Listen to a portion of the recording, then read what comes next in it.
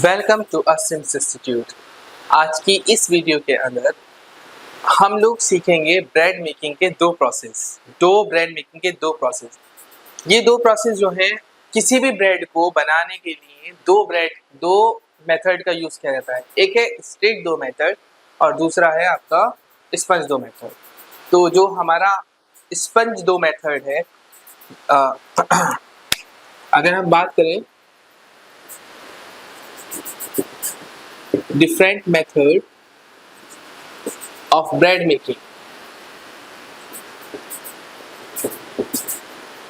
different method of bread making। अब ये दो मेथड है इसके। एक मेथड है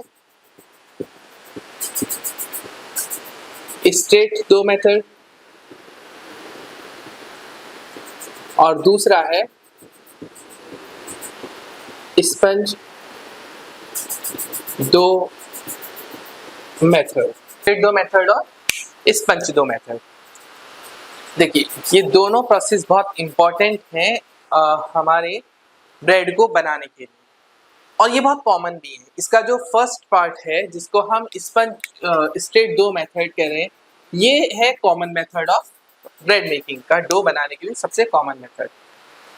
इस मेथड के अंदर हम जो बात कर रहे हैं उसके अंदर हम यीस्ट को कंबाइन कर देंगे फ्लोर के साथ।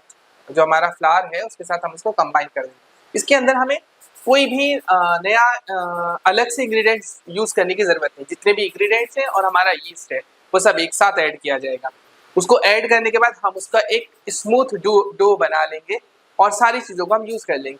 लेकिन जितने भी हमारे इंग्रेडिएंट्स हैं, इसमें एक बात बहुत इंपॉर्टेंट है याद रखने की स्पंज स्ट्रेट डो मेथड के अंदर, कि कोई भी इंग्रेडिएंट जो भी हम यूज कर रहे हैं उसका जो टेम्परेचर है वो 59 डिग्री सेंटीग्रेड से ज्यादा नहीं होना चाहिए।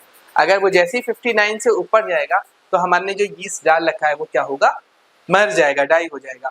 तो जब भी हम ब्रेड मेकिंग करें तो स्ट्रेट डो मेथड के अंदर हमें अपना सारे इंग्रेडिएंट्स लेने हैं, उसके अंदर यीस्ट डालना है, या अगर हम मिल्क का यूज करें तो वार्म मिल्क ले लीजिए। वार्म मिल्क को आप मिलाकर उसका डो बना लीजिए। अगर आप वाटर यूज कर रहे हैं तो वाटर भी आप यूज कर सकते हैं।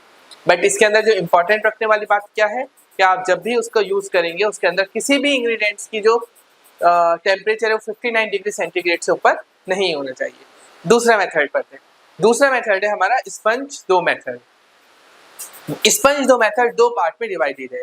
एक पार्ट के अंदर हम जो है वो सबसे पहले हमने अपना यीस्ट लिया। जितना हमारा फ्लावर है उसका 1/3 फ्लावर, कितना 1/3 फ्लावर लेंगे।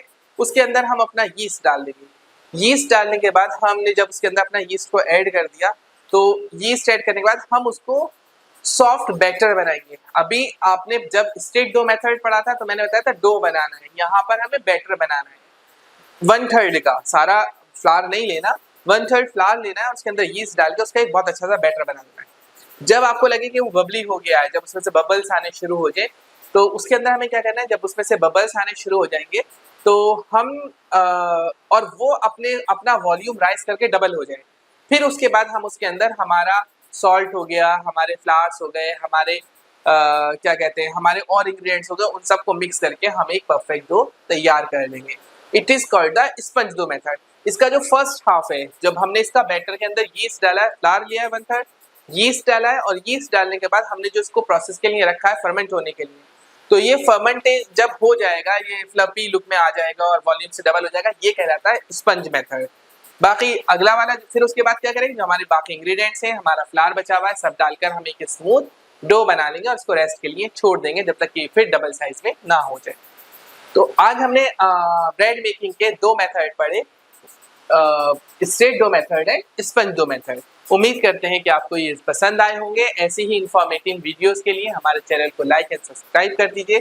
आगे भी हम आपको ऐसी वीडियोस अपलोड करते रहेंगे जिससे आपका नॉलेज बढ़ती रहेगी होटल इंडस्ट्री के अंदर। होटल इंडस्ट्री के अंदर आप अपना करियर बनाने के लिए हमारी वीडियोस को लाइक और सब्सक्राइब करें। Thank you so much.